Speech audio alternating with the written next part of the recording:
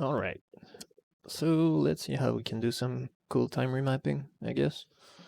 So first of all, you need a song. I chose a kind of obscure song, I think. It just goes like this. Yeah, I don't know. I thought it was cool, but I don't think many people know this. So, yeah, this is the part that's interesting, I guess, to do the time remapping. Do it to the beat. Yeah, so every time it goes down, we can remap this to something cool. So, yeah, every time it goes down, you can put a marker. That's pretty easy. Anyone can do this.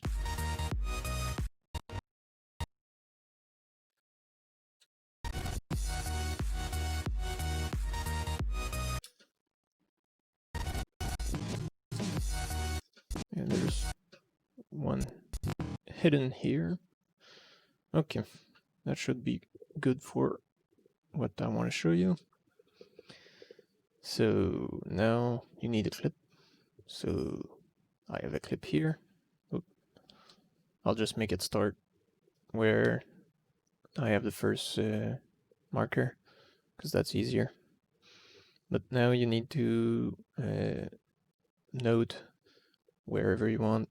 You need to know the number of frames there is between the beginning of the clip and each marker, because that's going to be needed later. So to make it easy on me, I'll just start the clip at frame 0, so I don't have to count too much. So first marker is on frame 20, second marker is on frame 30. It's 30 frames per second timeline, so 30 plus 10, 40. Marker 4 is on 60 frames, and marker 5, or marker 4, because it starts at, oh, this is the fifth one, yeah. Marker 4 is 60 plus 17, so 77.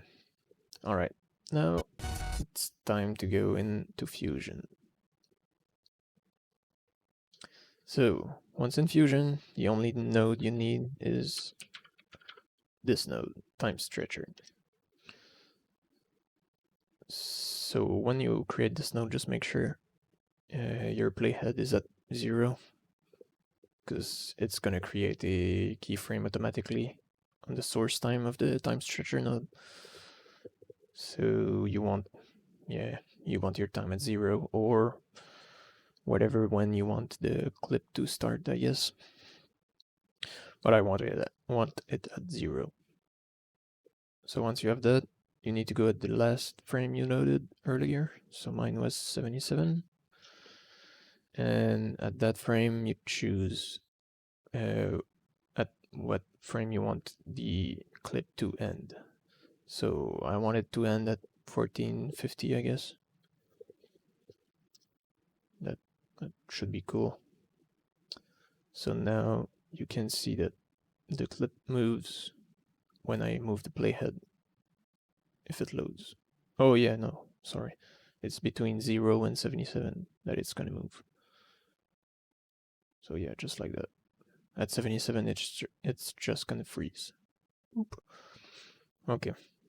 So what you can do to visualize this is select the time stretcher node and open your spline editor, which is this down here. Select time stretcher node and then zoom to fit.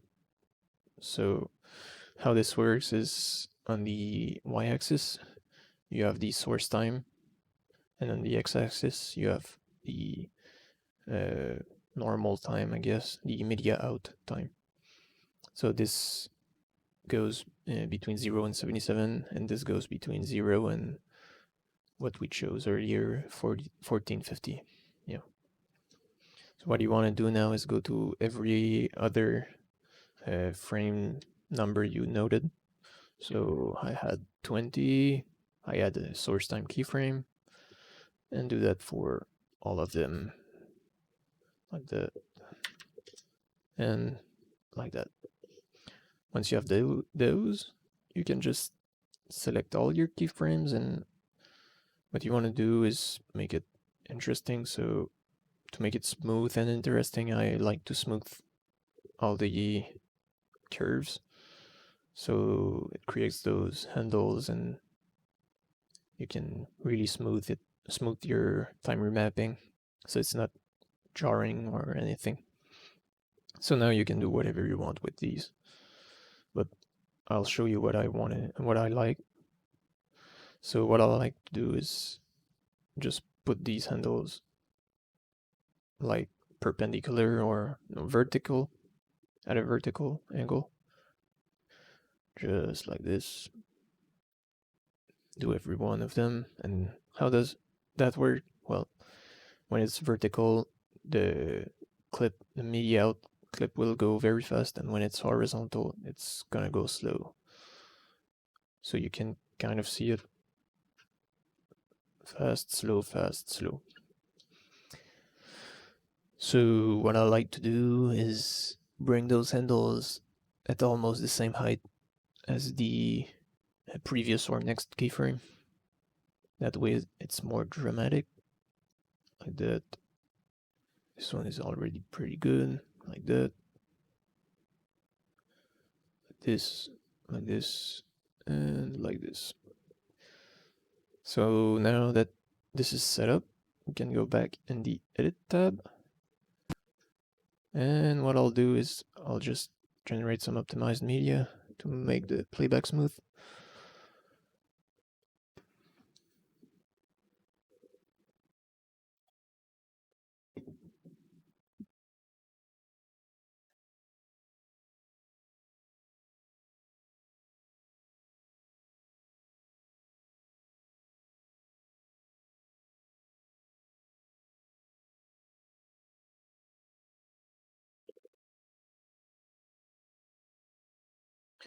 And I guess I'll enable the render cache to make it even smoother.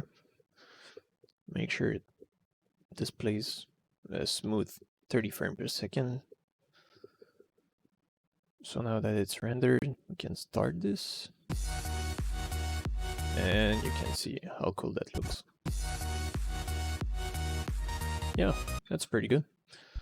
So now, if you had like more clips, you would be like, oh man, I need to put my next clip here, so I'll just cut this long clip here and delete this, and then it's gonna play right. And yeah, that works. Cool.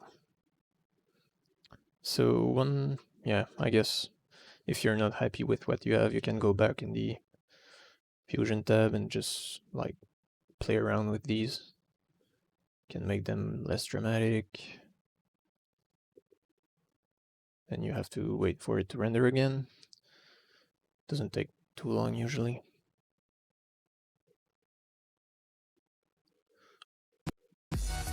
Oh yeah.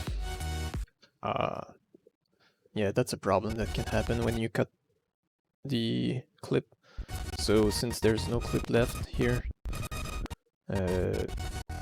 this part doesn't know what to display, so what you have to do, instead of cutting the clip like I did, you can just bring back this clip, and what you have to do is create a compound clip. So I just renamed them the same with -cc at the end, so I know it's a compound clip. And now I can remove this. Now the problem is we don't have the render little like blue loading bar here, but yeah, it still plays back. It still plays back fine, so there you have it, I guess. That's pretty much it. Thank you for watching. See ya.